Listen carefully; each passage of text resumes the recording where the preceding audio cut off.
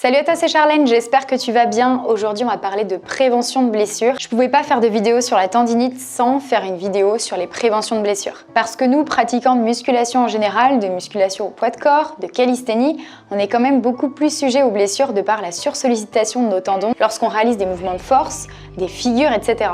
Et on va pas se mentir, nos tendons et nos articulations sont mis à rude épreuve. Donc dans cette vidéo, je vais te montrer les 3 points essentiels à travailler pour prévenir des blessures et les méthodes à mettre en place pour préserver au maximum la santé de nos articulations. Donc juste avant de commencer, je tiens à préciser que les choses qu'on va voir vont te permettre de prévenir des blessures. Mais ça ne veut pas dire que tu ne te blesseras jamais de ta vie. Parce que je rappelle qu'il y a plein de facteurs qui font qu'on peut se blesser, la sursollicitation tendineuse, les gestes répétitifs, la surcharge trop rapide par rapport à ta capacité d'adaptation, le déséquilibre musculaire et encore plein d'autres. Nous, on va voir tout de suite comment réduire au maximum le risque de blessure. Et on commence tout de suite avec la première partie. Quels sont les 3 points essentiels à travailler pour prévenir des blessures? Et je vais prendre comme exemple l'articulation de l'épaule. Mais tu verras que c'est valable pour toutes les autres articulations. Si on reprend l'articulation de l'épaule, on se rend compte qu'elle est très mobile comparée à d'autres articulations.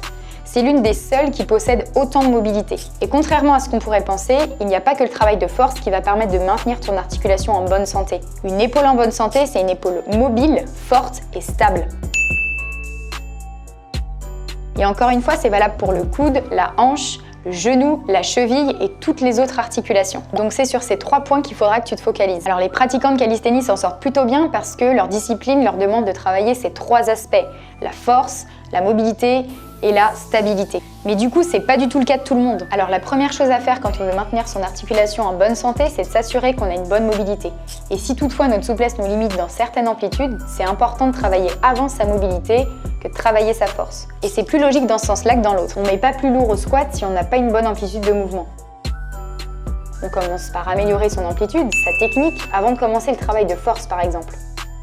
Et une fois qu'on a une bonne mobilité, c'est là qu'on peut commencer le travail de renforcement dans des amplitudes un petit peu plus grandes. Et justement, il existe des exercices très intéressants et très simples à réaliser quand on veut travailler sa mobilité d'épaule, comme le WYT, qui se réalise justement sur le ventre et qui permet de mobiliser toute l'articulation dans une plus grande amplitude de mouvement. Et pourquoi je te parle de cet exercice en particulier, c'est pas parce que c'est le meilleur, c'est parce qu'il est aussi efficace que simple à réaliser. Le W consiste à serrer les omoplates, à placer son avant-bras à 90 degrés par rapport à son bras et à aller chercher vers l'avant puis revenir en position initiale. On modifie un peu l'angle de mouvement et cette fois on va chercher en diagonale. Puis on place ses bras latéralement en faisant le même travail. Et c'est important de travailler sa mobilité dans plusieurs angles pour ne pas devenir plus mobile dans une seule et unique trajectoire de mouvement. Et pour que ton corps ait l'habitude d'explorer plusieurs angles, ça évitera qu'il se bloque directement dès que tu te retrouves dans un angle jamais exploré auparavant. Pour travailler sa force, c'est le même principe. C'est important également de travailler dans différentes trajectoires. Poussée verticale, poussée horizontale, tirage horizontal, tirage vertical.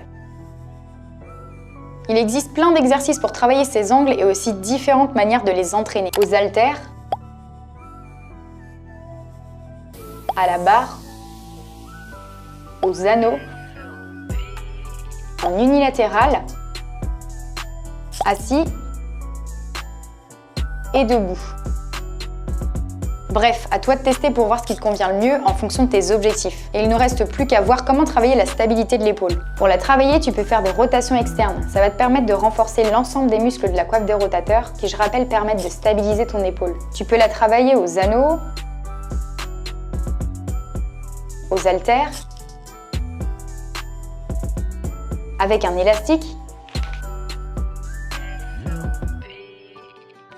Encore une fois, il existe des centaines de variations possibles.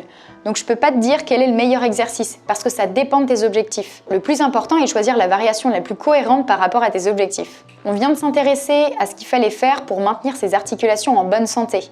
Et maintenant, on va voir comment les appliquer. Parce que tu auras beau appliquer tous ces conseils chez toi, si tu ne revois pas régulièrement l'organisation de tes entraînements, eh bien, ça réduira pas forcément tes risques de blessure. Il est important de varier régulièrement tes cycles d'entraînement. Tu auras beau travailler ta mobilité, ta force, ta stabilité, si pendant 1 an tu restes sur un cycle que de force, tu vas probablement augmenter tes risques de blessure.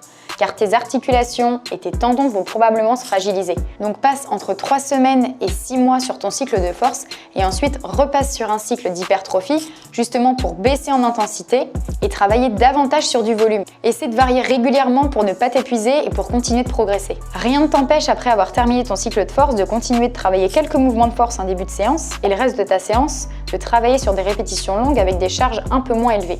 Le corps s'adapte en fonction de ce que tu lui imposes, donc si tu ne brûles pas d'étapes, il s'adapte. Si tu vas trop vite, au mieux tu peux stagner, au pire tu peux te blesser. La deuxième chose intéressante à faire attention, c'est essayer de travailler des mouvements poussés et tirés sans créer de gros déséquilibres entre les deux.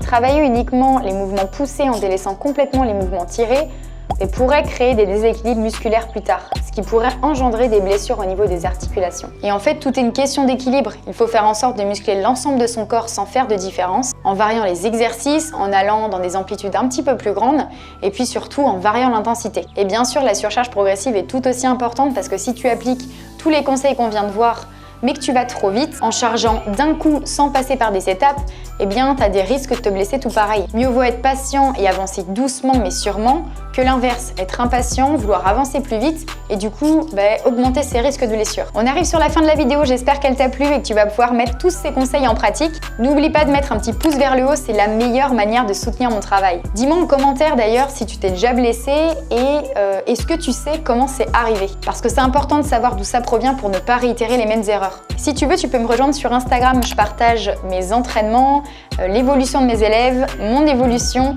et puis plein de conseils sur l'entraînement. Donc je te mets le lien en barre d'infos et je te mets aussi le lien de mon site internet. Donc si tu veux que je te coach en ligne ou en réel. En tout cas, je te souhaite bon courage pour les entraînements et on se revoit bientôt dans une prochaine vidéo. Bye!